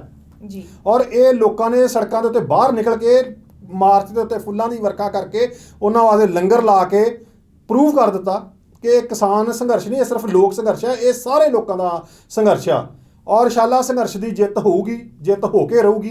ਹਾਂ, ਸਮਾਂ ਵੱਧ ਘੱਟ ਜ਼ਰੂਰ ਹੋ ਸਕਦਾ, ਸ਼ਾਇਦ ਜਿੱਥੇ ਆਪਾਂ ਜਿੱਤ ਦੇ ਬਹੁਤ ਅੱਗੇ ਚੁੱਕ ਚਲੇ ਗਏ ਸੀ, ਉੱਥੋਂ ਸ਼ਾਇਦ 5-7 ਕਦਮ ਜਿੱਤ ਤੋਂ ਫਿਰ ਦੁਬਾਰਾ ਪਿੱਛੇ ਆ ਗਏ ਹੋਵਾਂਗੇ, ਪਰ ਇਹਨੂੰ ਦੁਬਾਰਾ ਆਰਗੇਨਾਈਜ਼ ਕਰਨ ਦੀ, ਦੁਬਾਰਾ ਇਹ 'ਤੇ ਪੜਚੋਲ ਕਰਕੇ, ਦੁਬਾਰਾ ਇਹ 'ਤੇ ਇੰਟਰਸਪੈਕਸ਼ਨ ਕਰਕੇ ਦੁਬਾਰਾ ਇਹਨੂੰ ਰੀਆਰਗੇਨਾਈਜ਼ ਕਰਨਾ ਪਊਗਾ, ਰੀਪਲੈਨਿੰਗ ਕਰਨੀ ਪਊਗੀ ਕਿ ਕਿਸ ਤਰ੍ਹਾਂ ਆਪਾਂ ਚੱਲਣਾ ਆ, ਕਿਸ ਤਰ੍ਹਾਂ ਅੱਗੇ ਕੀ ਕਰਨਾ ਤੇ ਇੰਸ਼ਾਅੱਲਾ ਜਿੱਤ ਜ਼ਰੂਰ ਹੋਊਗੀ, ਹੋ ਕੇ ਰਹੇਗੀ ਜੀ। ਖਹਿਰਾ ਸਾਹਿਬ, ਬਹੁਤ ਬਹੁਤ ਧੰਨਵਾਦ ਜੀ। ਦੋਸਤੋ, ਅੱਜ ਦੇ ਇਸ ਪ੍ਰੋਗਰਾਮ ਦੇ ਵਿੱਚ ਮੈਂ ਉਮੀਦ ਕਰਦੀ ਹਾਂ ਕਿ ਹਰੇਕ ਪੱਖ ਨੂੰ ਛੂਹਣ ਦੀ ਔਰ ਉਸ 'ਤੇ ਚਾਨਣਾ ਪਾਉਣ ਦੀ ਅਸੀਂ ਆਪਣੇ ਵੱਲੋਂ ਪੂਰੀ ਕੋਸ਼ਿਸ਼ ਕੀਤੀ ਹੋਏਗੀ ਤੇ ਇਸ ਵਿੱਚ ਸਕਸੈਸਫੁਲ ਵੀ ਜ਼ਰੂਰ ਹੋਏ ਹੋਵਾਂਗੇ, ਇਸ ਉਮੀਦ ਦੇ ਨਾਲ ਕਿ ਅੱਜ ਦਾ ਪ੍ਰੋਗਰਾਮ ਗਲੋਬ ਸਕੈਨ ਤੁਸੀਂ ਪਸੰਦ ਕੀਤਾ ਹੋਣਾ। ਮੈਨੂੰ ਤੇ ਮਿਸਟਰ ਮਨਵੀਰ ਸਿੰਘ ਖਹਿਰਾ ਨੂੰ ਦਿਓ ਇਜਾਜ਼ਤ ਪ੍ਰੋਗਰਾਮ ਇੱਥੇ ਹੀ ਖਤਮ ਕਰਨ ਦੀ। ਤੁਸੀਂ ਦੇਖਦੇ ਰਹੋ The TV NRI। ਬਹੁਤ ਬਹੁਤ ਧੰਨਵਾਦ।